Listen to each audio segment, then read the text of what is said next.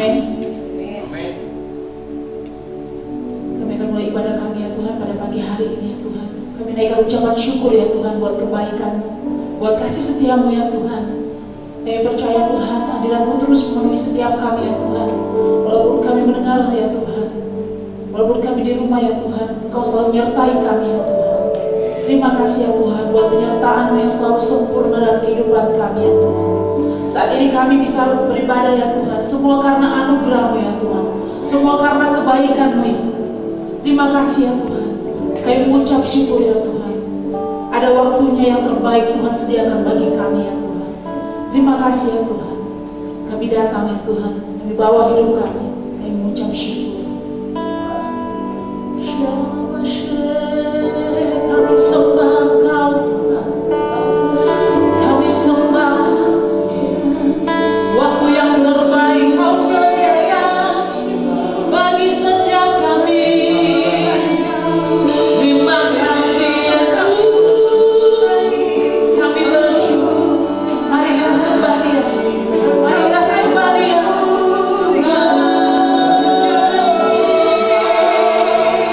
Waktu yang terbaik Kau sediakan.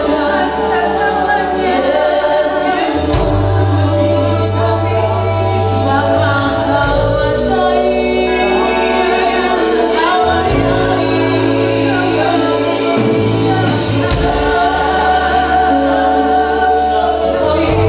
Kau ajaib. Kau sesuatu yang terbaik Kau sediakan bagi kami.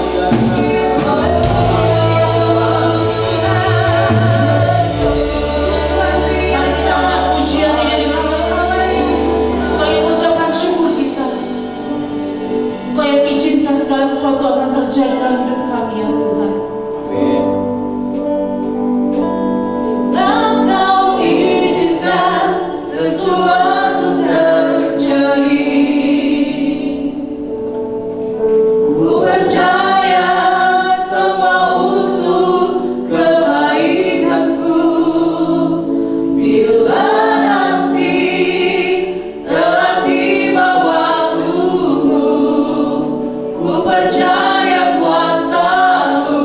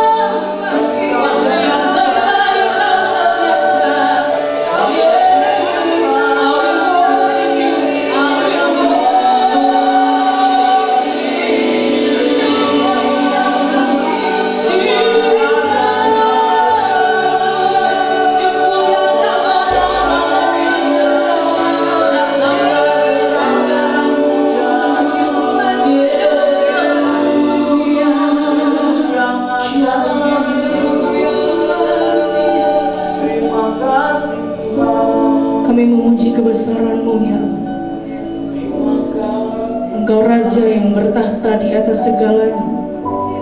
Engkau Bapa yang kekal Tuhan. Pagi hari ini Tuhan kami mengucap syukur ya Abba.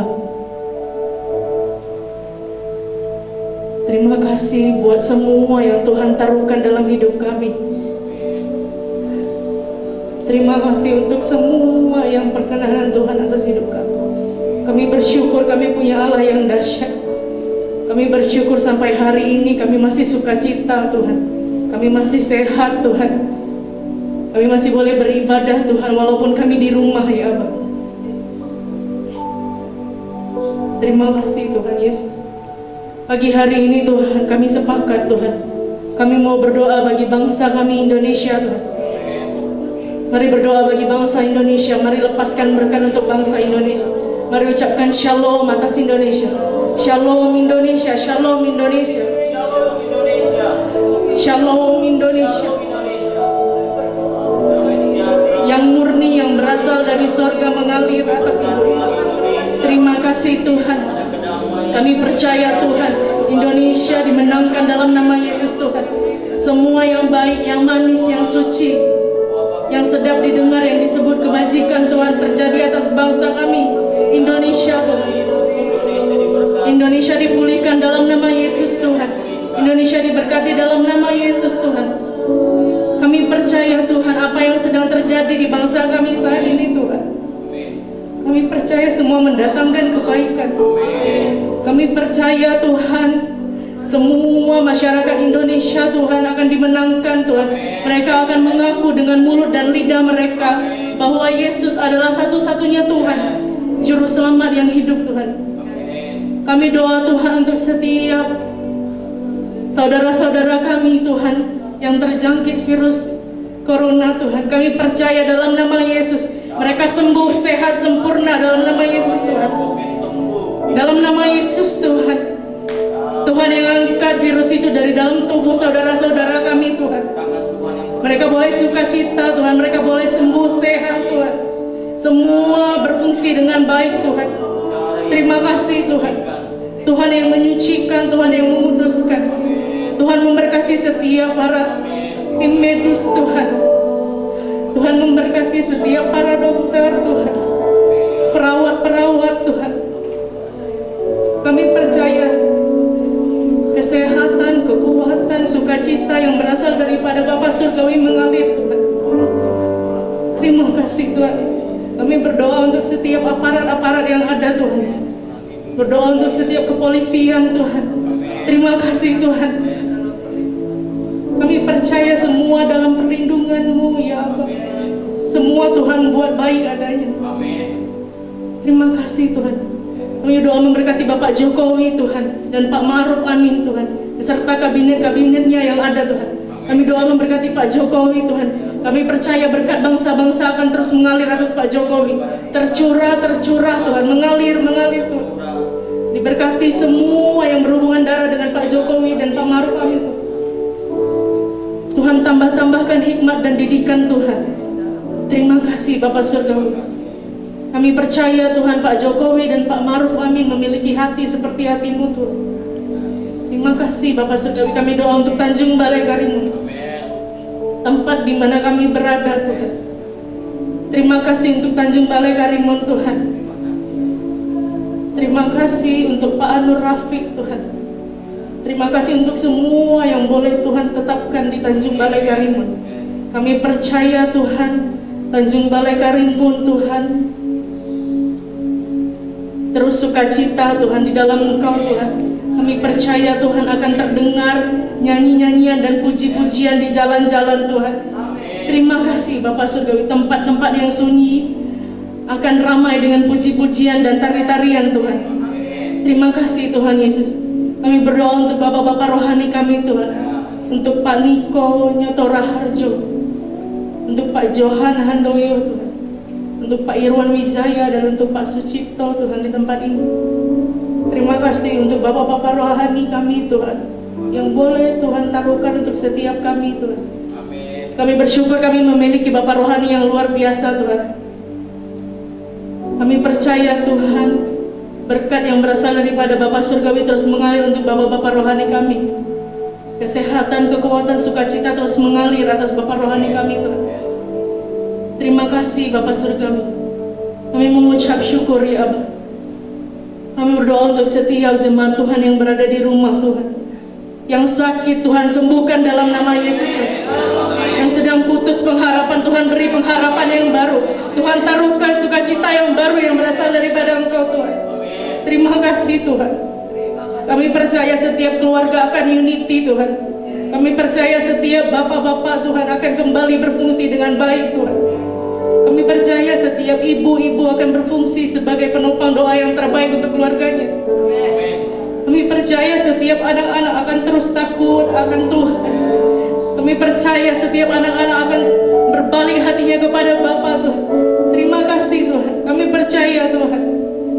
Setiap keluarga akan dipulihkan dalam nama Yesus Tuhan. Terima kasih Bapak Surgawi.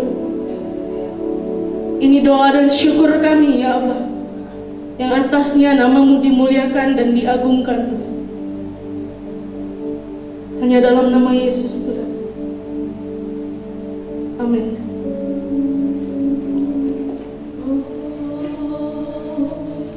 Kami sembah Engkau, kami tinggi waktu yang terakhir.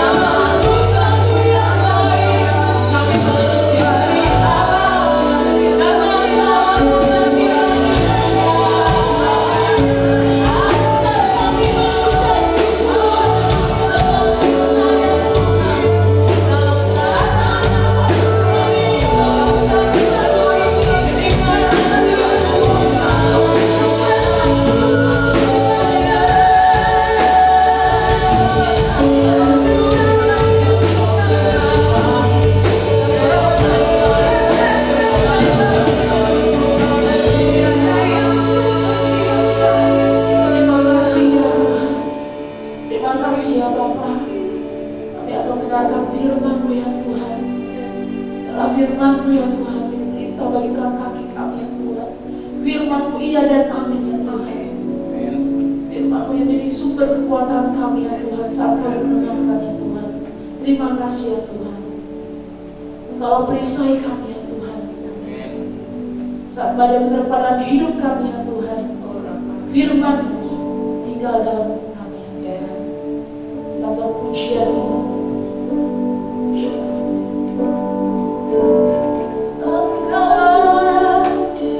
Perisaiku saat badai hidup menerpaku, Firman-Mu di dalamku, tenangkan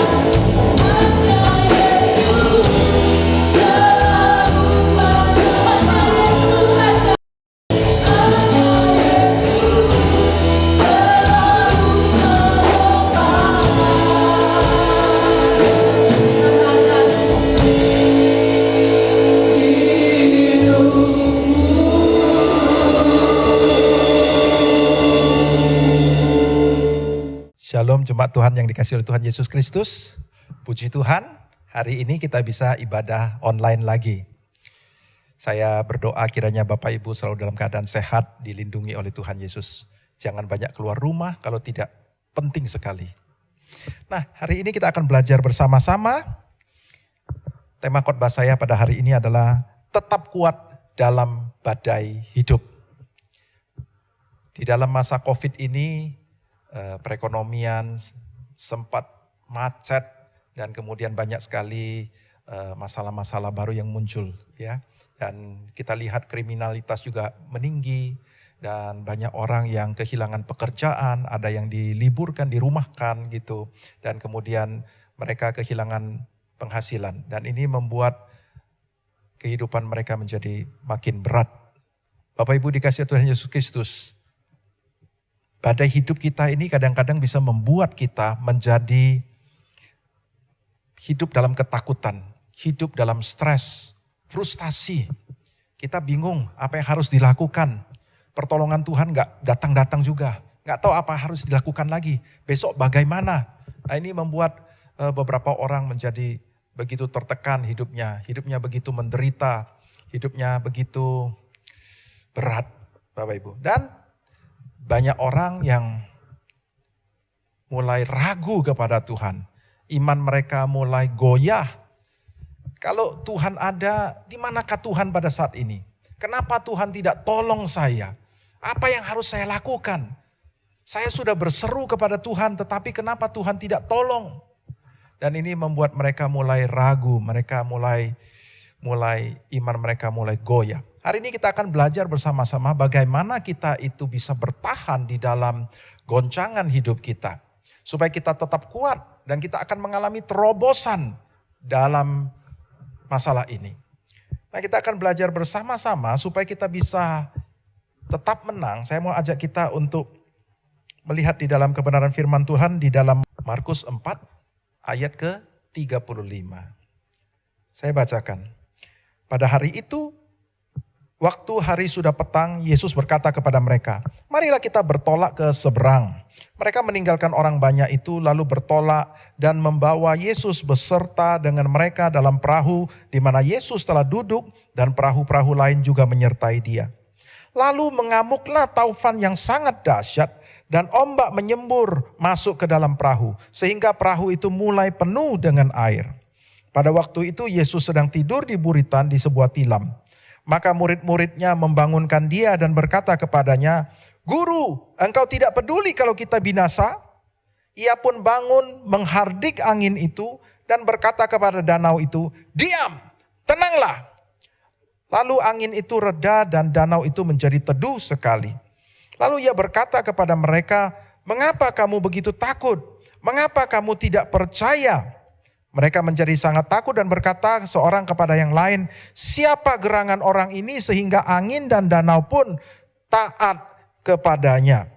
Saudaraku, satu kali mereka menaiki perahu dan waktu itu Yesus tidur di buritan perahu.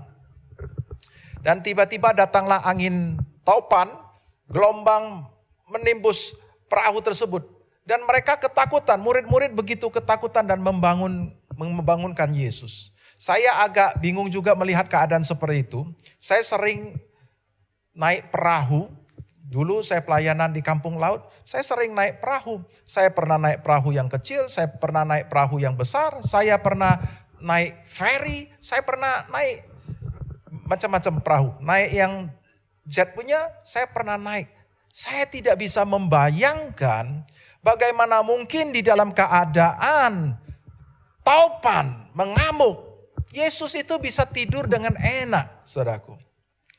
Saudaraku, apa yang saya pikirkan, kemungkinan Yesus itu sengaja membiarkan reaksi daripada anak-anak itu, reaksi daripada murid-murid ketika menghadapi angin taupan.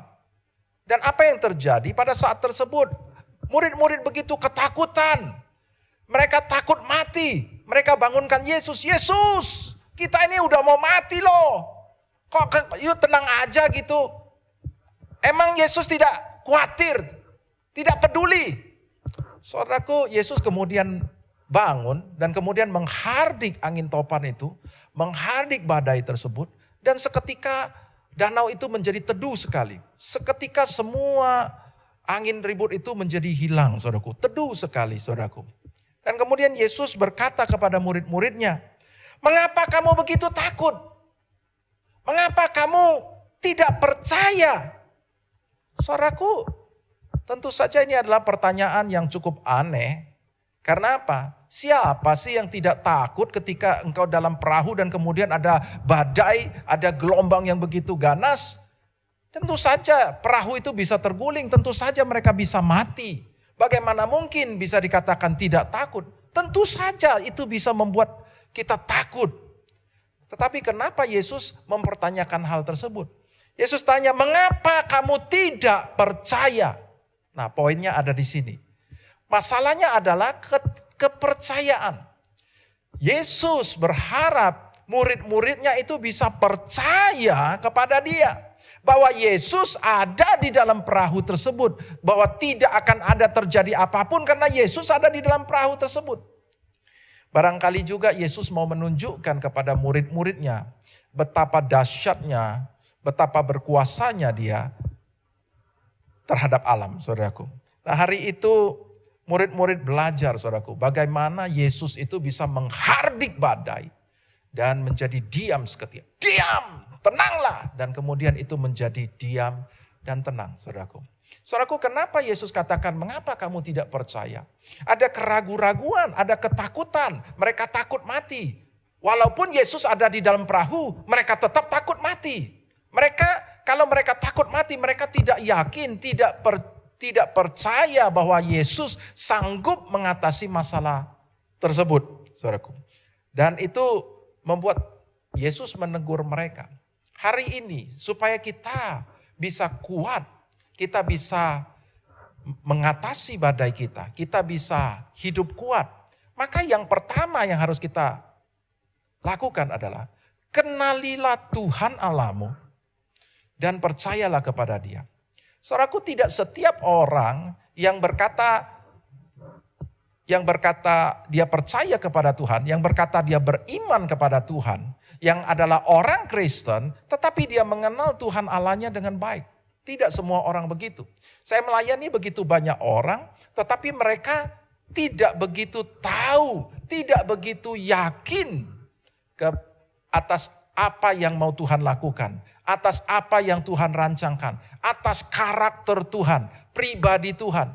Saudaraku, ketika mereka sedang menghadapi masalah yang begitu menakutkan, ketika mereka takut bakal mati, mereka takut bakal mati oleh penyakit, mereka takut bakal mati kelaparan, mereka takut ini dan takut itu. Saudaraku, mereka sedang menunjukkan bahwa Tuhan tidak sanggup tolong mereka. Mereka sedang menunjukkan bahwa mereka tidak yakin Tuhan bisa menolong mereka. Padahal Tuhan ada di dalam perahu kehidupan mereka. Saudaraku, kita perlu mengenal Tuhan kita dengan baik. Ketika kita tidak kenal pribadi Tuhan kita nggak bisa mempercayainya dengan segenap hati kita. Mari hari ini kita mau belajar, kita mau mengenal Tuhan kita. Kita perlu tahu betapa Tuhan itu sangat mengasihi kita. Dia sangat mengasihi kita. Bahkan dia mau berkorban, memberikan nyawanya supaya dia bisa mencurahkan kasihnya. Supaya dia bisa membebaskan kita dari hukuman maut, hukuman kebinasaan kekal di neraka. Dia begitu mengasihi kita sehingga dia memberikan dirinya supaya kita bisa bebas dari cengkraman dosa, bebas dari cengkraman iblis, bebas dari cengkraman kutuk-kutuk, supaya kita bisa mendapatkan hidup yang kekal di sorga. Saudaraku, dia sangat mengasihi kita. Kalau dia mengasihi kita dan dia mau memberikan dirinya untuk disiksa, dipukul, dicambuk, dimahkota duri, dipaku, digantung di kayu salib, bahkan memberikan nyawanya supaya dia bisa menyembuhkan kita, supaya dia bisa menyelamatkan kita dari kebinasaan kekal. Bagaimana mungkin dia tidak memperhatikan hidup kita selanjutnya? Bagaimana mungkin dia tidak akan menolong kita? Bagaimana mungkin dia tidak akan memberkati hidupmu? Ketika kita tidak memahami kasih-Nya, kita tidak tahu apa yang sudah dia lakukan, sebesar apa pengorbanan dia untuk memberkati kita, untuk menyelamatkan kita. Kita nggak bisa percaya. Tetapi semakin kita mengenal apa yang sudah dia lakukan kepada kita, semakin kita mengerti kasih-Nya, semakin kita merenungkan tentang apa yang sudah Tuhan kerjakan di dalam hidup kita. Kita merenungkan atas kesetiaan-Nya. Kita merenungkan bagaimana Tuhan selama ini menolong kita tepat pada waktunya. Semakin kita merenung akan kasih-Nya, semakin kita melihat bagaimana Tuhan melakukan perbuatannya yang ajaib. Dia dahsyat, dia hebat, dia luar biasa. Semakin kita baca firman Tuhan, kita melihat kedahsyatan dia, kita akan semakin tenang. Kita akan semakin percaya. Kita akan semakin tidak takut. Karena apa? Karena kita tahu Yesus ada di dalam perahu hidup saya. Yesus pasti menjaga hidup saya. Dia tidak akan membiarkan saya binasa. Dia tidak akan membiarkan saya dan keluarga saya mati kelaparan di masa COVID ini. Dia tidak akan membiarkan saya mengalami COVID. Dia tidak akan membiarkan saya mati oleh penyakit. Dia tidak akan membiarkan saya karena dia sangat mengasihi saya. Dan dia sangat berkuasa. Dia hebat, dia dahsyat. Saudaraku, apapun masalah yang kau hadapi pada hari ini, engkau harus percaya bahwa Tuhan Allahmu, Yesus itu sangat amat dahsyat. Kalau kita banyak baca firman Tuhan, kita banyak bersekutu, kita banyak menyembah Dia, kita banyak ada di dalam hadirat Dia, banyak merenung akan kasih-Nya, banyak mengucap syukur, kita merenung apa yang sudah Tuhan kerjakan dan kita mengucap syukur. Saya mau katakan, engkau akan semakin mengenal pribadi Tuhan. Roh Kudus akan menyingkapkan pribadinya, karakternya kepadamu. Engkau akan melihat Tuhan kita sebagai Tuhan yang penuh kasih. Tuhan kita adalah Tuhan yang setia, yang tidak akan membiarkan anak-anaknya mengalami bahaya besar. Tuhan yang akan selalu menolong tepat pada waktunya. Tuhan yang baik, Tuhan yang hebat, Tuhan yang perkasa, Tuhan yang mau mengasihi, Tuhan yang mau berkorban. Semakin kita dekat kepada Tuhan, kita akan melihat pribadi-pribadi itu muncul. Kalau engkau melihat pribadi Tuhan yang kalau berjanji pasti ditepati. Tuhan yang tidak bisa berdusta, maka engkau akan mempercayai Dia. Engkau akan percaya kepada firman-Nya karena kau tahu bahwa Dia tidak mungkin berdusta. Dia pasti menggenapi firman-Nya. Apa yang Dia janjikan di firman Tuhan pasti Dia lakukan. Engkau akan tenang. Engkau akan tidak takut, engkau tidak khawatir sekalipun engkau sedang menghadapi badai. Karena kau tahu Tuhan yang aku kenal itu, Dia pegang kendali atas segala keadaan. Hari ini kita mau banyak mengenal Tuhan.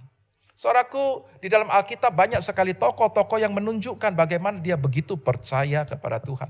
Ada Sadrak, Mesak, Abednego, ketika dia dipaksa untuk menyembah patung, dia ngomong, no, saya tidak mungkin akan menyembah patung. Saya akan menyembah Tuhan Allahku. Ya enggak? Dia diancam, kalau kau enggak menyembah, aku lempar ke dalam dapur api. Bahkan dapur apinya dipanaskan 7 kali lipat. No problem lah. Mau dipanaskan berapa kali lipat, saya tidak mungkin akan menyembah patung. Saya menyembah Tuhan. Kalau Tuhanku bisa tolong, Dia pasti tolong. Kalau enggak juga enggak apa-apa. Saudaraku, ini adalah pernyataan iman dia. Betapa dia percayanya kepada Tuhan dan dia tidak mungkin akan gantikan dengan yang lain. Dan apa yang terjadi ketika dia dilempar ke dalam dapur api mereka, saudaraku. Dan raja melihat, raja berkata, bukankah kita melempar 3 orang ke dalam dapur api? Kok saya melihat ada 4? Tampaknya yang satu itu adalah anak dewa. Saudaraku, betul sekali. Anak dewa yang dikatakan oleh mereka itu ada bersama kita selalu. Tuhan Yesus selalu menyertai hidup kita. Apapun keadaanmu, dapur api yang sepanas apapun yang sedang kau hadapi pada hari ini, kau harus percaya bahwa Dia selalu menyertaimu dan Dia pegang kendali dan Dia akan membebaskanmu karena Dia sangat amat mengasihimu. Kenali Tuhan kita. Dan percayalah sungguh-sungguh kepada dia. Engkau tidak akan pernah kecewa karena dia selalu menjagamu. Itu hal yang pertama, saudaraku. Ketika Abraham di dalam keadaan di kampung halamannya, Tuhan panggil untuk keluar dari kampung halamannya. Tuhan janjikan kepada dia, aku akan jadikan engkau bapak banyak bangsa. Kau akan punya keturunan. Kau lihat itu, langit. Berapa banyak jumlah bintang itu kalau kau bisa hitung. Sedemikian banyaklah keturunanmu. Saudaraku, Abraham menjadi percaya. Dia meninggalkan kampung halamannya dan percaya kepada Tuhan. Saudaraku, mari kita lihat kebenaran yang kita dapatkan melalui Abraham. Di dalam Roma pasal 4 ayat ke-17. Bagaimana Abraham itu begitu percaya kepada Tuhan. Roma 4 ayat 17. Mulai dari ayat 17 saya bacakan. Seperti ada tertulis, engkau telah kutetapkan menjadi bapak banyak bangsa di hadapan Allah yang kepadanya ia percaya. Yaitu Allah yang menghidupkan orang mati dan yang menjadikan dengan firman-Nya apa yang tidak ada menjadi ada.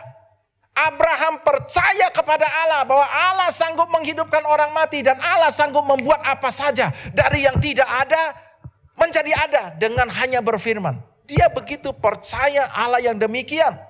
Sebab sekalipun tidak ada dasar untuk berharap, namun Abraham berharap juga dan percaya bahwa ia akan menjadi bapak banyak bangsa menurut yang telah difirmankannya. Demikianlah banyaknya nanti keturunanmu. Imannya tidak menjadi lemah walaupun ia mengetahui bahwa tubuhnya sudah sangat lemah karena usianya telah kira-kira 100 tahun dan bahwa rahim Sarah telah tertutup. Tetapi terhadap janji Allah, ia tidak bimbang karena ketidakpercayaan. Malah ia diperkuat dalam imannya dan ia memuliakan Allah. Dan dengan penuh keyakinan bahwa Allah berkuasa untuk melaksanakan apa yang telah ia janjikan. Saudaraku, dia percaya kepada pribadi Tuhan.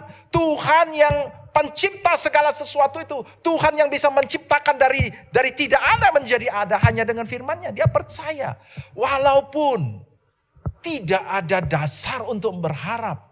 Nggak ada alasan untuk dia bisa berharap. Usianya udah mau 100, tubuhnya udah reot banget, udah lemah banget. Istrinya Sarah, sudah rahimnya udah tertutup. Nah mungkin secara logika dia bisa punya anak. Tetapi dia percaya, karena apa? Dia percaya pribadi itu. Pribadi yang dahsyat yang bisa menciptakan dari yang tidak ada menjadi ada. Dia percaya ketika pribadi itu berkata, aku akan menjadikan engkau bapak banyak bangsa, keturunanmu akan sebanyak bintang di langit. Dia percaya. Walaupun kalau dia lihat lagi dengan matanya, kalau dia berpikir dengan logikanya, tidak ada dasar dia bisa berharap. Tapi kepercayaannya itu membuat dia begitu bergairah. Dia tidak lemah imannya. Dia terus percaya, dia tidak mau lihat tubuhnya yang sudah umur 100, dia tidak mau lihat tubuhnya sudah lemah, dia tidak mau lihat rahim istrinya yang sudah tertutup. Dia mau lihat kepada pribadi yang memberikan janji tersebut. Dan apa yang terjadi, dia percaya dengan penuh keyakinan bahwa Allah berkuasa untuk melaksanakan apa yang ia janjikan.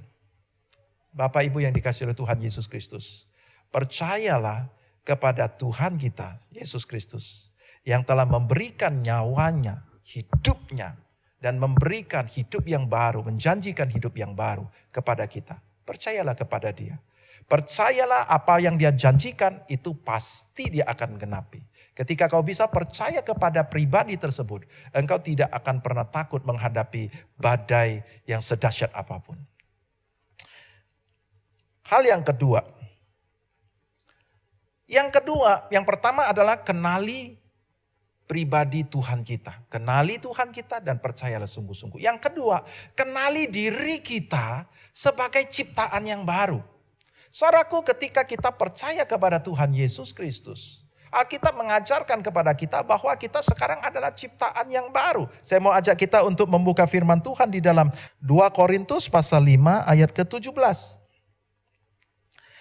Jadi siapa yang ada di dalam Kristus, ia adalah ciptaan baru. Yang lama sudah berlalu, sesungguhnya yang baru sudah datang. Alkitab mencatat bahwa kita yang ada di dalam Dia, di dalam Kristus, kita adalah ciptaan baru. Saya adalah ciptaan baru. Ciptaan baru tidak sama dengan yang lama. Saya bukan lagi saya yang lama. Saya yang lama, hidup saya begitu bejat, begitu brengsek, begitu rusak. Saudaraku, kehidupan saya yang tidak punya pengharapan, tidak ada masa depan. Tetapi ketika saya berjumpa dengan Tuhan Yesus, ketika saya menerima Dia sebagai juru selamat pribadi saya, maka Alkitab mengajarkan bahwa saya itu sekarang adalah ciptaan baru. Saudaraku, apakah itu ciptaan baru? Apa yang sudah berlalu, apa yang baru? Kita perlu pahami. Ketika kita tidak memahami apa yang baru, kita tidak memahami siapakah diri kita sebagai ciptaan yang baru, maka kita akan mengalami kerugian yang sangat besar. Saudaraku, Efesus pasal 1 ayat 18 sampai 20. Efesus pasal 1 ayat 18 sampai 20. Saya ajak kita baca. Dan supaya Ia menjadikan mata hatimu terang, agar kamu mengerti pengharapan apakah yang terkandung dalam panggilannya. Betapa kayanya kemuliaan bagi yang ditentukannya, bagian yang ditentukannya bagi orang-orang kudus. Dan betapa hebat kuasanya bagi kita yang percaya, sesuai dengan kekuatan kuasanya yang dikerjakannya di dalam Kristus dengan membangkitkan Dia dari antara orang mati dan mendudukkan Dia di sebelah kanannya di sorga. Saudaraku, Tuhan katakan apa? Bahwa Dia mau kita, mata hati kita terang, supaya kita bisa mengerti pengharapan apa yang terkandung dalam panggilannya. Ada pengharapan yang terkandung. Apakah itu? Betapa kayanya kemuliaan bagian yang ditentukan bagi orang-orang kudus. Yaitu kita ini, saudaraku. Ada kekayaan kemuliaan yang sudah Dia siapkan bagi kita. Dan betapa hebatnya kuasanya bagi kita yang percaya. Saudaraku, ada kuasa yang dahsyat, yang hebat bagi kita yang percaya. Tetapi ketika kita tidak memahami ini, kita tidak memahami ada kuasa yang menyertai kita yang dahsyat. Kita tidak memahami ada kemuliaan, ada kekayaan, ada berkat yang terbaik yang sudah Tuhan siapkan bagi kita. Karena kita tidak mengerti. Makanya Tuhan berkata bahwa supaya engkau mengerti, supaya mata hatimu terang. Hari ini hidup kita adalah hidup yang baru. Tahukah Bapak Ibu, ketika Yesus mati bagi kita, apa yang dilakukan Yesus di kayu salib itu mengubah, memberikan satu hidup yang baru bagi kita. Kita yang tidak berpengharapan, ada hal-hal yang tidak bisa kita lakukan dengan hidup kita. Itu dilakukan oleh Tuhan Yesus. Kita sudah terjebak dengan dosa. Dari kecil kita melakukan dosa sampai kita besar. Di seluruh dunia tidak ada manusia yang tidak berdosa. Nah, upah dosa adalah maut. Nah, bagaimana kita bisa lepas dari maut? Kita gak ada cara, saudaraku. Kita pasti akan binasa dan pasti akan masuk ke dalam hukuman neraka selama-lamanya. Kita pasti akan binasa kekal selama-lamanya karena kita berdosa dan kita tidak mungkin bisa lepas, saudaraku. Kita gak bisa buat pahala sebanyak-banyaknya. Gak bisa cukup, saudaraku. Saudaraku, kita akan mengalami kebinasaan, gak bisa lepas. Dan kemudian karena kita berdosa, kita hidup di bawah kutuk. Waktu Adam jatuh dalam dosa, Tuhan ngomong, terkutuklah tanah, engkau akan bersusah payah mencari rezekimu. Saudaraku, ketika kita jatuh dalam dosa, kita hidup dalam kutuk. Kita setengah mati menjalani hidup kita, saudaraku. Kita dalam cengkraman iblis, kita hidup di dalam sakit penyakit, kita hidup di dalam macam-macam, saudaraku. Dan itu sangat tidak ada pengharapan, saudaraku. Saudaraku, tetapi waktu Yesus mati bagi kita, Yesus itu tak berdosa, Dia menggantikan kita. Dan Dia mau mati menggantikan hukuman mati yang harusnya ditimpakan kepada kita. Dia gantikan supaya kita tidak perlu lagi dihukum mati. Dan karena kita sudah dihukum dosa kita, Dia yang menjalani. Maka dosa kita itu sudah tidak diperhitungkan lagi. Maka kita dianggap sebagai tidak berdosa. Kita tidak lagi di bawah cengkraman dosa. Dosa tidak bisa menguasai kita lagi. Kalau dulu kita mau lepas dari dosa, kita susah. Tetapi setelah Yesus memerdekakan kita, kalau kita mau bebas dari dosa kita, dari narkoba, dari zina, dari apapun, kita bisa bebas. Karena apa? Yesus telah memutuskan itu, saudaraku. Dan kita bebas, kita tidak lagi dihukum mati, kita bebas, kita tidak lagi, kita akan menerima hidup yang kekal. Yang dulu kita tidak mungkin bisa. Dan kita tidak lagi dikuasai oleh akibat dosa. Tadi kutuk tersebut adalah akibat dosa. Karena dosanya sudah tidak diperhitungkan, maka akibatnya juga tidak berlaku lagi atas kita. Maka kita tidak lagi hidup di dalam kutuk. Karena kutuk itu pun sudah ditanggung oleh Tuhan Yesus. Dan Tuhan katakan, pada saat dia disiksa, dipukul, dia menanggung sakit penyakit kita. Dan oleh bilur-bilurnya, oleh setiap goresan, setiap luka-luka itu, dia menyembuhkan sakit penyakit kita. Tuhan menyembuhkan kita dari semua sakit penyakit.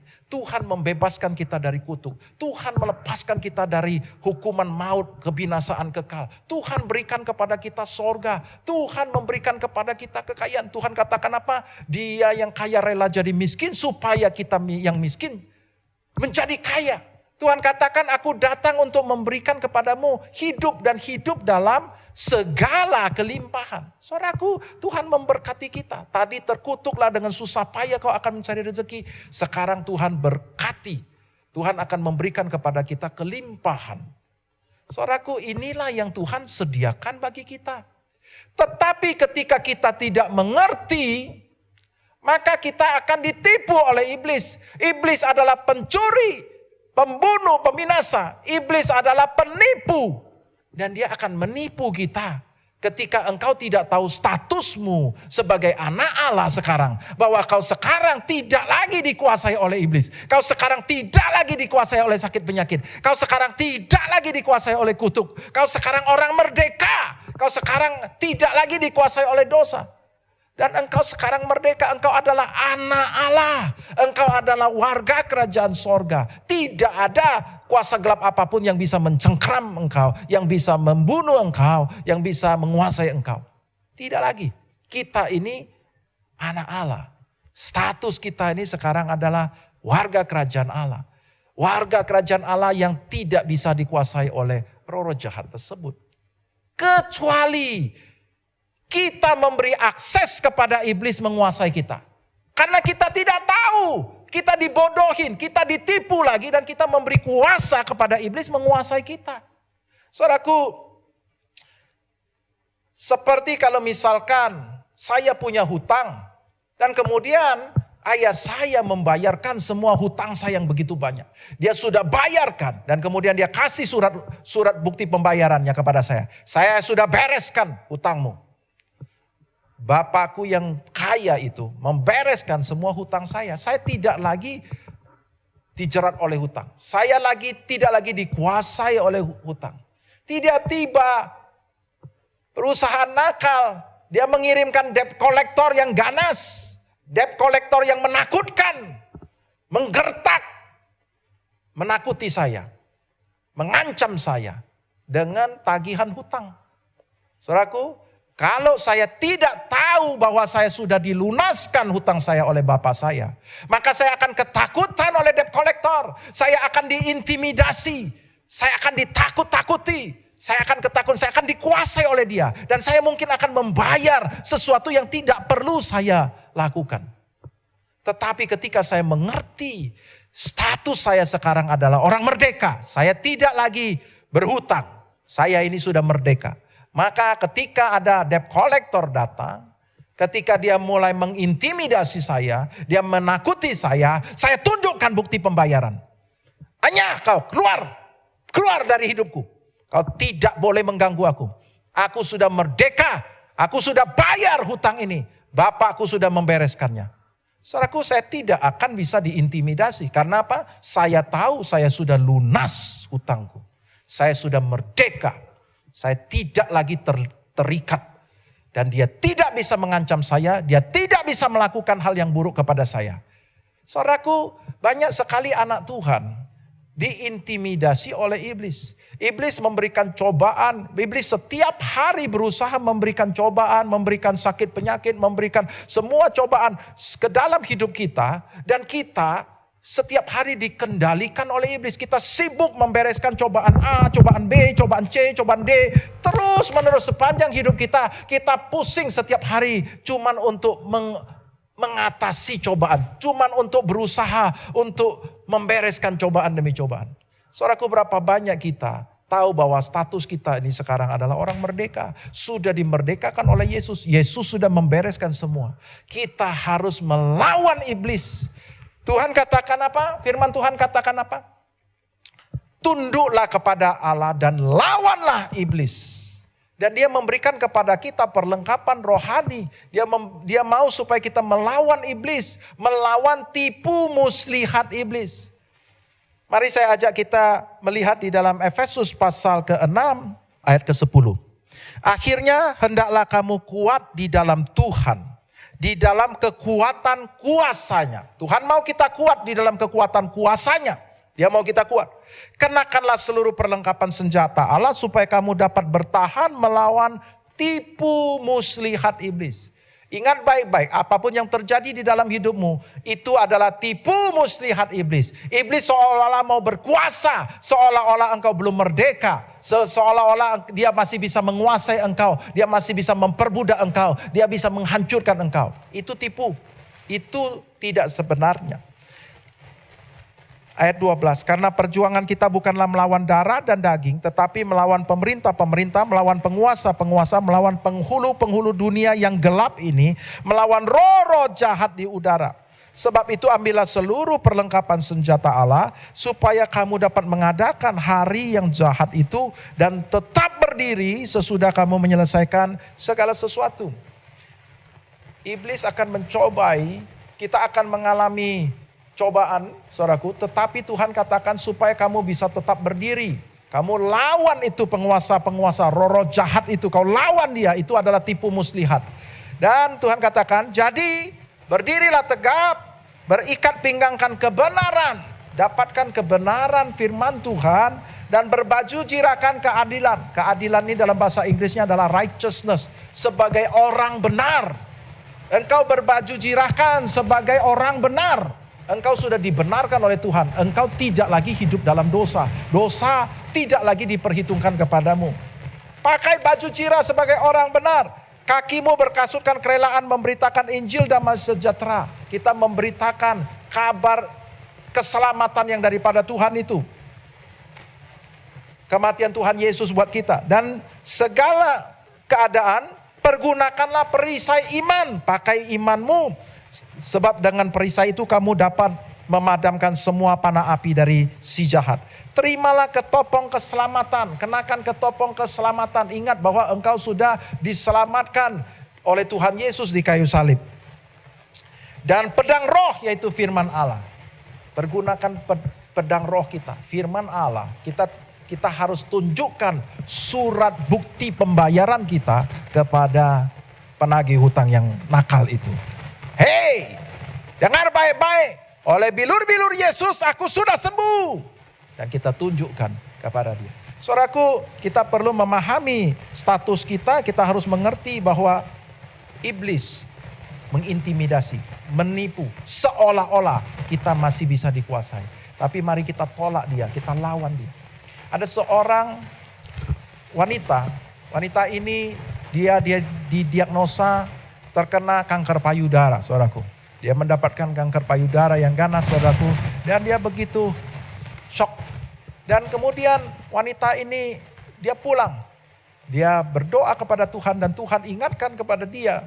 Dia mendapatkan satu pengajaran. Dia pernah mendengar satu pengajaran. Dikatakan bahwa iblis itu penipu.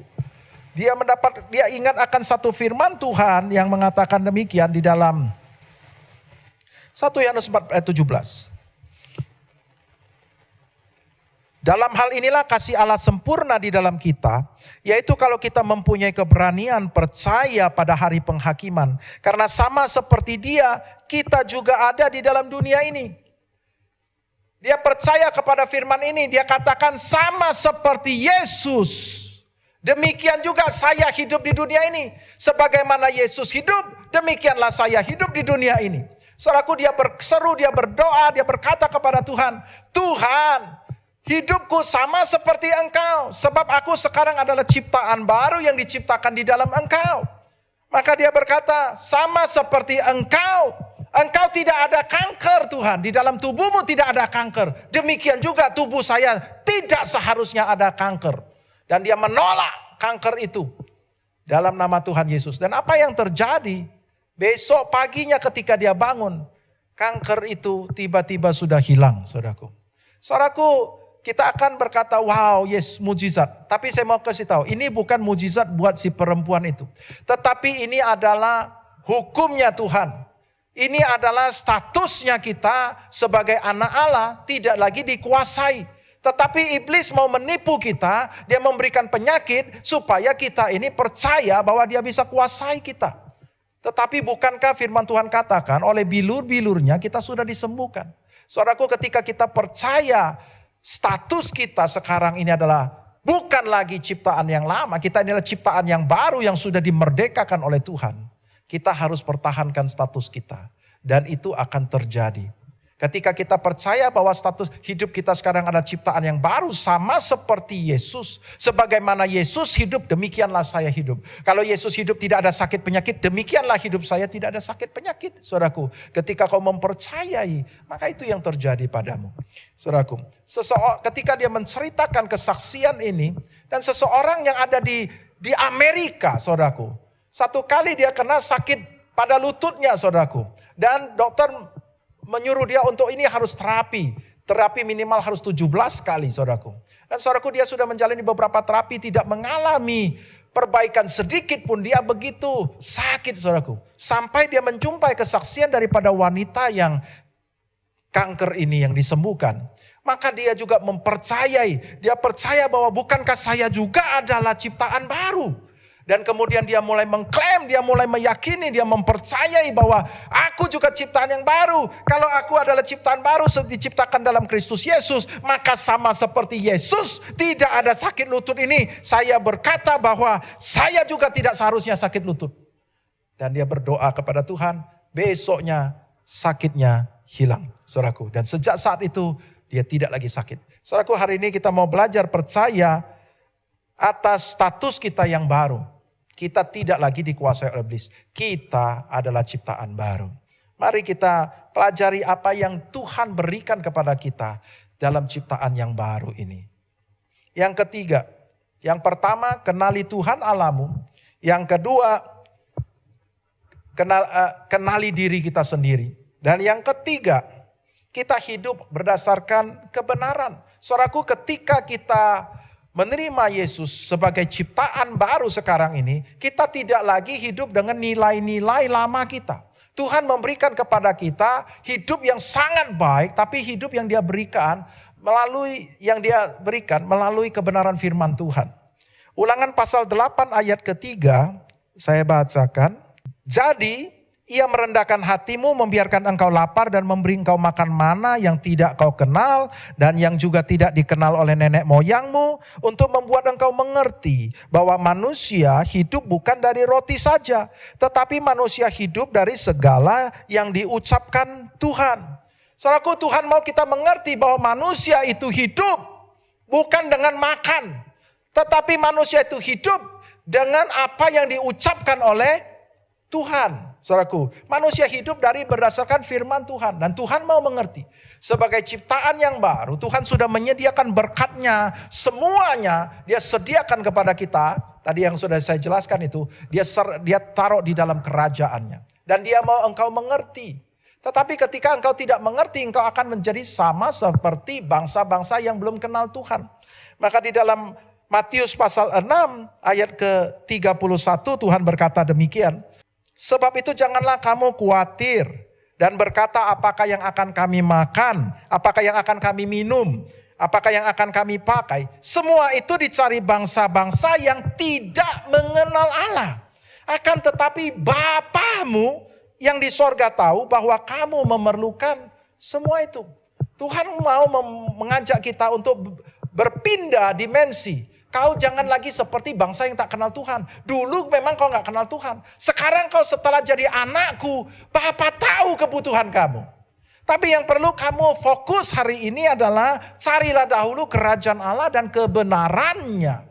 Kau perlu mengerti kerajaan Allah sebab aku memberikan hidup yang terbaik di dalam kerajaan itu. Kau carilah kebenarannya. Maka semua yang kau butuhkan itu sudah ada di dalam kerajaan Allah. Semua itu akan ditambahkan kepadamu. Apa yang Tuhan inginkan adalah kita mencari kerajaannya. Kita mendapatkan kerajaannya, kita mendapatkan kebenaran-kebenaran. Firman Tuhan katakan bahwa kebenaran itu akan memerdekakan kamu. Saudaraku, kebenaran yang kita peroleh dari firman Tuhan itu, ketika kita memahaminya, ini akan memerdekakan kita dari setiap apa yang kita hadapi. Saudaraku, Tuhan mau kita fokus. Matius pasal 13 ayat 11 sampai 12. Jawab Yesus, kepadamu diberi karunia untuk mengetahui rahasia kerajaan sorga. Tetapi kepada mereka tidak.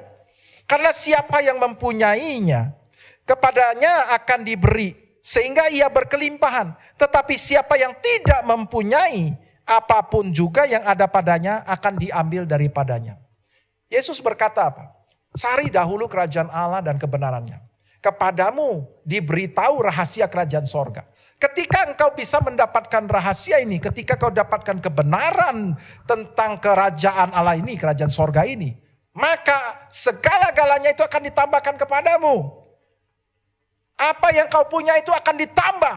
Tetapi kalau kau tidak mempunyai rahasia ini, kau tidak mengerti akan rahasia kerajaan sorga ini, rahasia kebenarannya, kau tidak mendapatkannya, maka apa yang ada padamu akan diambil. Siapa yang ambil? Bukan Tuhan, saya mau kasih tahu. Yang ambil adalah iblis. Iblis adalah pencuri. Dia akan mencuri keselamatan yang ada padamu. Dia akan tipu engkau terus. Dia akan curi berkat yang ada padamu. Dia akan curi kesehatanmu. Dia akan curi keluargamu. Dia akan curi Tuhanmu. Dia akan curi apapun yang ada padamu. Dia akan ambil, saudaraku. Saudaraku, ketika kita mengetahui rahasia kerajaan sorga, saudaraku, kita tidak bisa disentuh oleh iblis. Iblis memang akan berusaha, tetapi akan selalu langsung kita tolak, saudaraku. Hari ini yang paling perlu adalah engkau mengerti kebenaran-kebenaran yang akan memerdekakan engkau. Carilah dahulu sungguh-sungguh kebenaran itu. Carilah dahulu kerajaan Allah itu. Maka engkau akan mengalami segala sesuatu. Semua yang kau khawatirkan itu gak perlu kau khawatir lagi. Karena apa? Semuanya itu akan diberikan kepadamu secara limpah. Dan engkau tidak akan dicuri oleh iblis. Engkau tidak akan dikuasai oleh iblis. Engkau akan mengalami kemenangan. Hari ini Bapak Ibu yang dikasihi oleh Tuhan Yesus Kristus. Apapun gelombang badai yang sedang kau hadapi, kau harus percaya bahwa pertama, Tuhan ada di dalam perahumu. Tuhan selalu menyertai engkau. Kenali dia dengan baik, maka engkau tidak akan takut. Kau harus tahu dia perkasa, dia dahsyat, dia setia. Dia sangat mengasihi engkau. Dia pasti menolongmu. Dia akan berpegang pada firman-Nya. Apapun yang kau percayai, dia pasti akan lakukan. Dia akan menggenapi setiap firman, setiap janji yang dia ucapkan kepadamu. Dia adalah Bapa yang sangat baik. Dia Bapamu. Kenali dia dan engkau tidak akan khawatir lagi. Engkau tidak akan takut. Yang kedua, kau kenali pribadimu sebagai ciptaan yang baru. Engkau punya otoritas. Tuhan berikan kepadamu otoritas, kuasa melalui Roh Kudus. Roh Kudus sekarang tinggal di dalam dirimu. Tuhan tinggal dalam dirimu. Tuhan memberikan segala-galanya kepadamu. Tuhan sudah memerdekakan engkau. Engkau sekarang ini adalah ciptaan yang baru. Anak Allah, warga kerajaan sorga. Tidak dikuasai oleh iblis. Tidak dikuasai oleh kutuk. Engkau tidak dikuasai oleh kemiskinan, sakit penyakit. Engkau merdeka sepenuhnya. Kenali apa yang sudah Tuhan sediakan buat engkau. Saudaraku, itu yang kedua. Engkau adalah ciptaan yang baru. Yang ketiga, engkau memiliki kebenaran-kebenaran yang memerdekakanmu. Apapun yang kau percayai, ketika kau deklarasikan, kau tahu bahwa itu sudah disediakan dan engkau percayai, maka itu akan terjadi padamu. Semua kebenaran-kebenaran yang ada yang tertulis pada firman Tuhan, itu akan engkau miliki dan akan menjadi dasar untuk engkau berharap kepada Tuhan. Dasar untuk engkau mengklaim.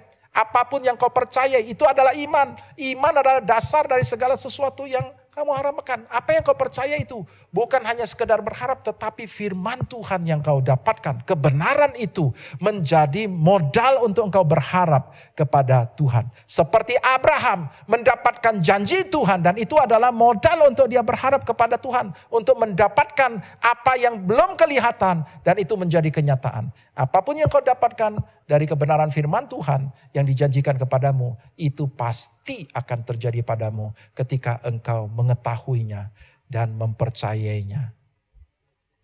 Mari kita bersatu dalam doa. Bapa kami di sorga, kami mengucap syukur hari ini engkau mengajar kami supaya kami kuat ketika kami menghadapi gelombang badai hidup Tuhan yang begitu ganas Tuhan Yesus. Hari-hari ini anak-anakmu mengalami masalah melalui COVID dan juga masalah-masalah yang lain Tuhan Yesus. Tuhan, biarlah hari ini engkau menguatkan mereka. Roh Kudus tercurah atas mereka, menolong mereka Tuhan Yesus. Tuhan, engkau tolong supaya anak-anakmu bisa mengenal engkau. Supaya mengenal pribadimu yang begitu luar biasa itu. Sehingga mereka bisa mempercayai engkau. Mereka bisa mempercayakan hidup mereka ke dalam tanganmu Tuhan. Mereka tidak akan khawatir, mereka tidak akan takut.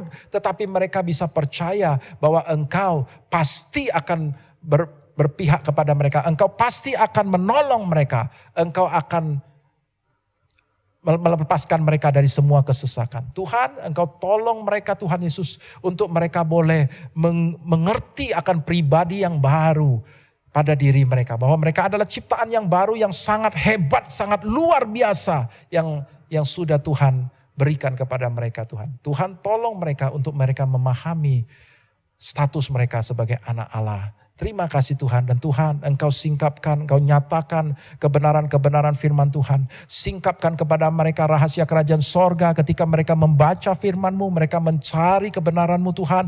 Tuhan singkapkan bagi mereka Tuhan. Sehingga mereka mendapatkan kebenaran-kebenaran yang akan memerdekakan mereka, yang akan melepaskan mereka dari semua tipuan iblis, dan mereka akan memberkati mereka berlimpah-limpah sesuai dengan apa yang sudah kau sediakan bagi mereka. Hamba sudah selesai berbicara, tapi hamba tahu Roh Kudus akan terus menolong anak-anak-Mu sampai mereka mengalami kemenangan demi kemenangan. Di dalam nama Tuhan Yesus Kristus kami ucap syukur dan berdoa. Amin. Tuhan memberkati.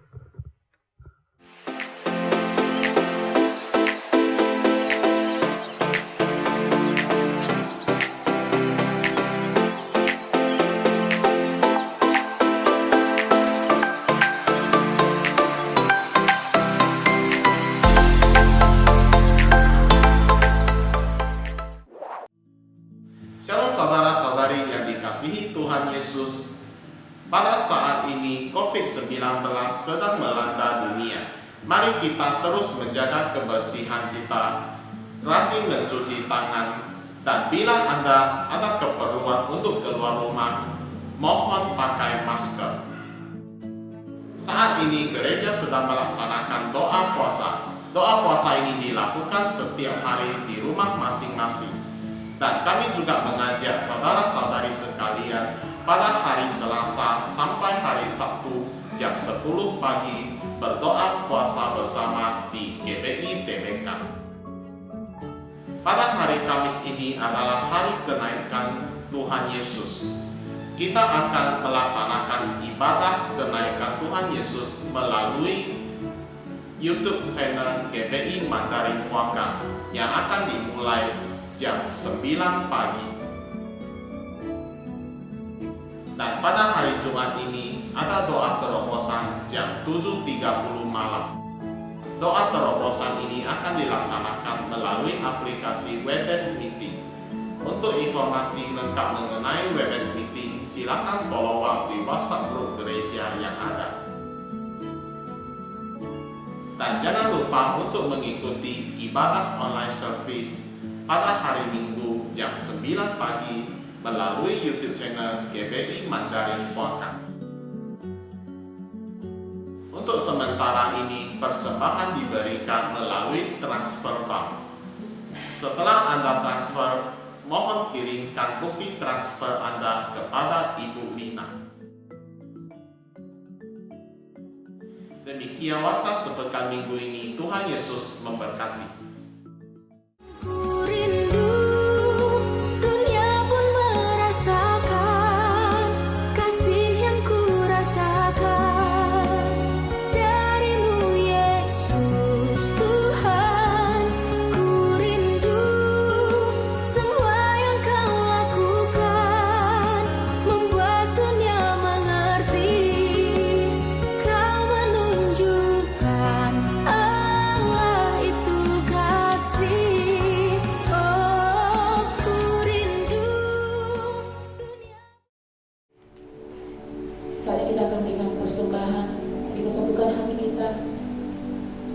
kasih ya Tuhan, kami akan berikan persembahan yang terbaik bagimu ya Tuhan.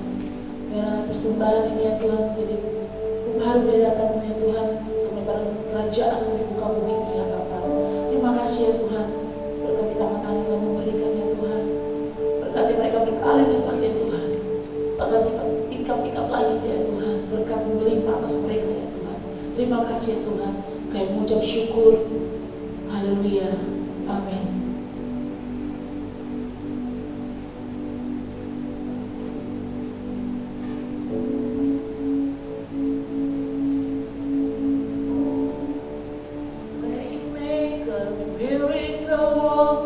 Promise keeper, like a darkness, my God, that is who you are. Waymaker, miracle worker, promise keeper, like a darkness, my God, that is who you are. Waymaker, miracle worker, promise keeper, like a darkness, my God, that is who you are. Waymaker, miracle worker, promise keeper, like a darkness, my God, that is who you are.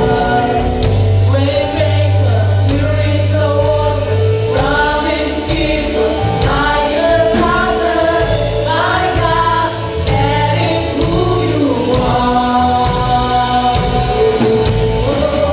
Waymaker, miracle worker, promise keeper, like a darkness, my God, that is who you Kami berkat melalui hamba-Mu ya Tuhan. Saudara kita sama-sama, ya berkat Tuhan turun atas setiap kita. Saya percaya bahwa hari ini ada berkat yang luar biasa melalui ibadah online ini. Saya percaya setiap jemaat yang di rumah hari ini diberkati Tuhan. Yang percaya katakan amin. Biarlah Tuhan selalu menyertai kita. Tuhan Yesus, terima kasih Engkau baik buat pagi hari yang begitu indah. Kami boleh merasakan hadirat Tuhan ada di tengah-tengah kami. Kami percaya kami saat ini di rumah yang sakit Tuhan telah sembuhkan bagi kami. Yang bermasalah pergumulan Tuhan telah buka jalan bagi kami. Kami percaya hari ini kami akan menikmati mujizat Allah di tahun 2020, tahun kelahiran baru bagi kami. Biarpun apapun yang kami alami saat ini, kami percaya, kami pegang akan kebenaran firman Allah. Setiap orang yang percaya kepada Yesus ada harapan besar. Kami percaya hari ini kami orang yang percaya kepada Tuhan, kami memberikan harapan yang besar di dalam Yesus Kristus. Biarlah berkat Tuhan hari ini turun atas setiap kita semua. Mari angkat Tuhan kita dari rumah Tuhan. Saya percaya berkat Tuhan akan turun bagi setiap jemaat yang ada di rumah. Terimalah berkat damai sejahtera, sukacita Allah yang berlimpah-limpah, persetujuan yang manis dengan Roh Kudus yang selalu menyertai kita, menuntun kita, berikan penghiburan kekuatan bagi kita mulai hari ini sampai selama-lamanya, bahkan sampai tulis datang kedua kali menjemput kita di awan-awan yang permai yang siap diberkati Tuhan. Sama-sama katakan amin. Tuhan berkati. Selamat hari minggu depan kita ketemu lagi di online. Tuhan berkati.